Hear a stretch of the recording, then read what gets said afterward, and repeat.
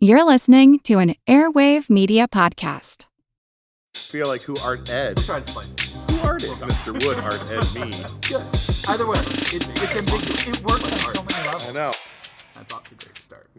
Welcome to Who Arted, weekly art history for all ages. I'm your host, Kyle Wood, and for today's mini episode, we're going to be looking at the man considered to be the father of modern sculpture, Auguste Rodin. In 1877, Rodin exhibited his first major sculpture. It was a life-size male figure titled The Age of Bronze. When he showed it at the Paris Salon, critics immediately declared that this sculpture was too realistic, far too lifelike, and they accused him effectively of cheating. They said Rodin must have made the work by casting a live model. Now, Rodin was very upset about this accusation, and he strenuously denied it. He wrote letters and provided photographs of his work and the model, pointing out the differences between the two. While Rodin found it personally upsetting, and I can understand why accusations like that would be upsetting, ultimately, the controversy grabbed him a lot of publicity and helped catapult his career. Still, when I think of Rodin and my favorite works of his, it's not so much about how realistically he rendered the proportions, the detail of the figure. It's about how he captured the realism of the moment and the emotion. My absolute favorite work of his is the Burghers of Calais. We all know Auguste Rodin was a tremendously talented sculptor. He's probably best known for The Thinker, although his tribute to Balzac is also considered to be a great work of art, possibly one of his greatest, according to many critics and historians. Still, the Burghers of Calais was always a standout to me, and I think it's because of the story behind it.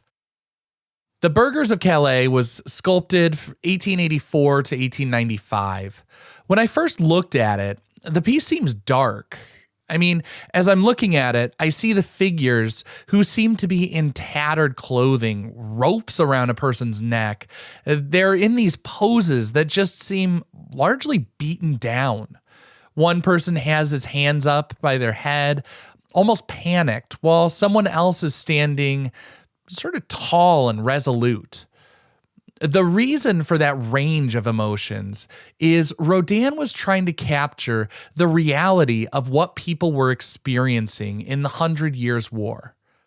For those unfamiliar, Calais is a city in France, and during the 100 Years' War, England and France were fighting. Edward III of England attacked the city of Calais, France, and after victory in the Battle of Crécy, the year was around like 1346, Edward basically had Calais surrounded. Now, Philip VI of France told the people of Calais basically just hold out at all costs. Calais is on the coast, and it would have been a prime location for England to set up a landing zone for people to come from the island of England over to France. Calais would have been a good spot for them to make that entry and then advance further into the country. So Philip felt like this was a really important strategic city that France needed to hold. The problem is, Philip was not able to break the siege, and the people of Calais were starving. They were surrounded. They had no way to get food and fresh supplies and all of that. Now, Edward III offered to spare the people, but there was a catch, and a pretty big one. 6 of the town's leaders would have to offer themselves up. The burghers, spelled Burghers, was not referring to, the food that we eat today. The burghers were sort of the town's leaders. They were title holders. A burgher was a position of status within the community. So one of the town's wealthiest leaders, Eustace de Saint-Pierre, was the first to volunteer himself.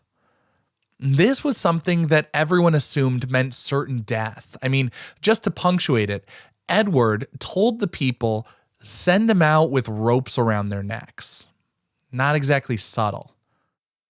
Well, 5 other burghers, as I said, the medieval title, basically leaders in the community, they eventually joined in behind him.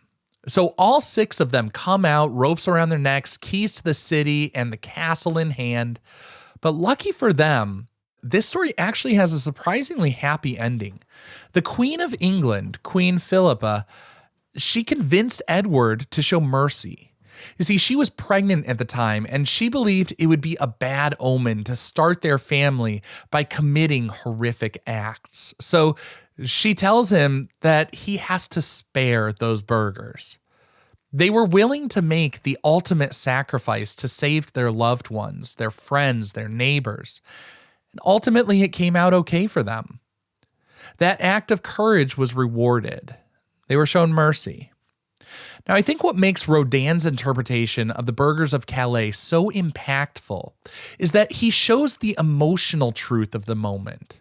He shows the range of emotions that those men must have been experiencing as they were stepping up to save their town. One man standing tall, but others sort of cowering.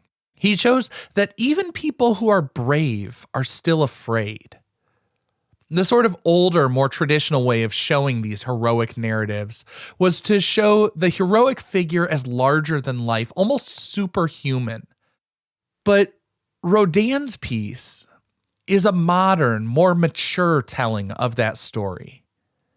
He shows us that true courage is not an absence of fear. I mean, to be unafraid would be just foolish.